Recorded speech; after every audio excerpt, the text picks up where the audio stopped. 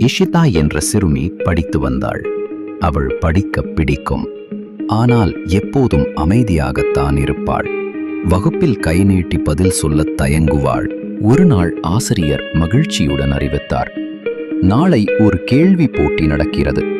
யார் வென்றார்களோ அவர்கள்தான் class room star.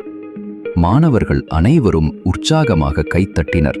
ஆனால் இஷிதா கொஞ்சம் பயந்தாள். அன்றைய மாலை வீட்டில் இஷிதா தனது புத்தகங்களை கவனமாக படித்தாள். சிறிது பயமாக இருந்தாலும் நான் முயற்சி செய்வேன் என்று உறுதியானாள். அடுத்த நாள் வகுப்பில் கேள்வி போட்டி தொடங்கியது. மாணவர்கள் பதில் சொன்னார்கள். இஷிதா அமைதியாக இருந்தாள். திடீரென ஒரு கடினமான கேள்வியை ஆசிரியர் கேட்க யாருக்கும் தெரியவில்லை. ஆனால் இஷிதாவுக்கு தெரிந்தது. மெதுவாக கை நீட்டி தன்னம்பிக்கையுடன் பதில் சொன்னாள். சரியான பதில். ஆசிரியரும் அவளுக்கு கிளாஸ் ரூம் ஸ்டார் என்றார்.